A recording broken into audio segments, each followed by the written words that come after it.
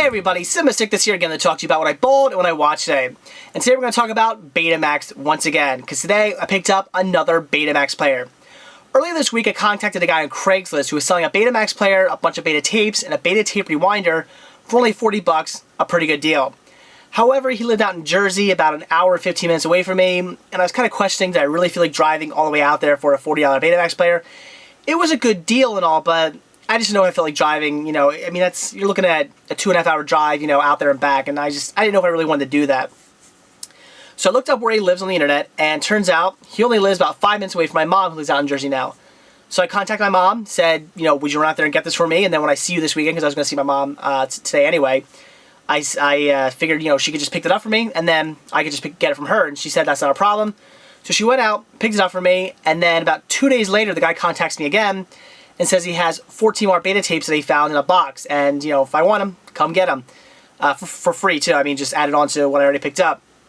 So I asked my mom, you know, could she run out there again for me? She said no problem. So today I got a new Betamax player, a beta tape rewinder, and a whole bunch of Betamax tapes. Let's take a look at what I got. So here it is, my Sony SL-HFR30. Absolutely love this. I love how slick it looks, how streamlined, how thin it is. Although even for such a thin player, it still weighs like 100 pounds. But it's beautiful. Absolutely love it. On top here, it's really neat. There's actually a window where you can see the tape playing. It's really nice. I did test it out. It seems to be working perfectly. Great picture. Absolutely love it. And right here, this here is my new Betamax Rewinder. Absolutely love this as well. Just works just like a regular VHS rewinder, although it's really interesting. Right here, there's actually a fast forward and rewind button, which I'm not sure why you'd want to fast forward a tape, but very cool to have. And now we'll take a look at all the tapes I got. As you can see, there are a lot, so I'm just going to keep hand-holding my camera and just do this really quickly. First up here is Pinocchio. We got Mary Poppins. This is awesome, The Goonies, and I absolutely love that artwork. That is great. This is Moscow on the Hudson. It's a Wonderful Life, which again, I really like this cover. I think it's really nice looking. Cheech and Chong's The Corinthian Brothers.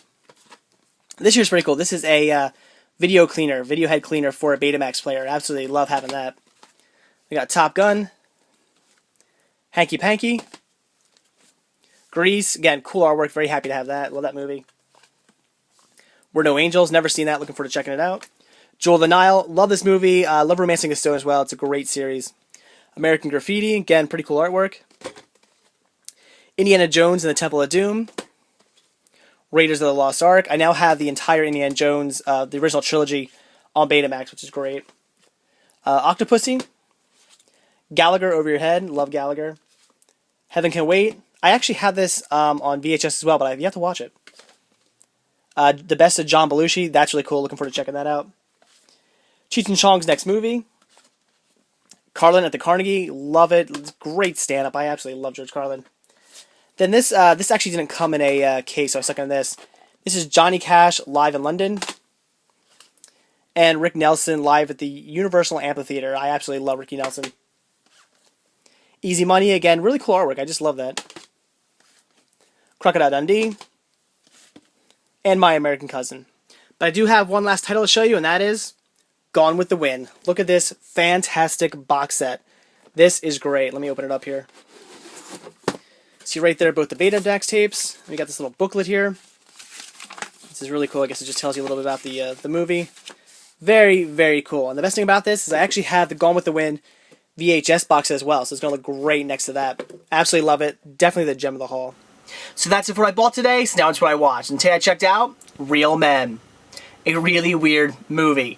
This movie had to be rated on some kind of drug trip because it is way out there. The things that happen in this movie, I don't even know where to begin explaining this. James Belushi, John Ritter, there's the Russian KGB, there's the CIA, there's spies, there's like a posse of assassins, a posse of clown assassins. There's just so much weird stuff going on in this movie. The entire plot ends up turning out to be about aliens and how they're going to give some kind of cure for this, like something that's been tainting the water and it's going to kill all the humans. And all they want in return for this, this like antidote is a glass of water.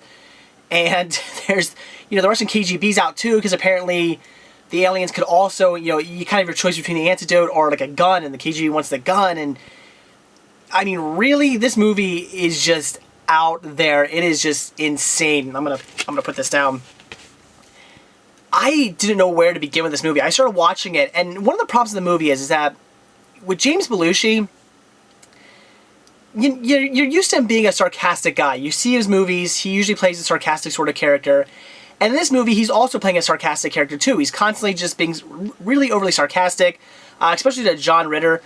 So the problem is, with a movie this messed up, and a movie this insane, a movie with a plot that is just really crazy, you never know if you're supposed to be taking him seriously or not when he's talking. Like, for instance, when he brings up the whole plot of the aliens, I was just assuming at that point that he's just screwing with John Ritter, because he was doing that earlier. I figured, okay, he's just lying to him, he's just screwing with him. That's what he's been doing. Then he pulls out this pen, sticks it in the baseball, and the pen flies off into space. And at that point, I'm like, oh, so I guess the aliens are real then. And yeah, turns out it's real.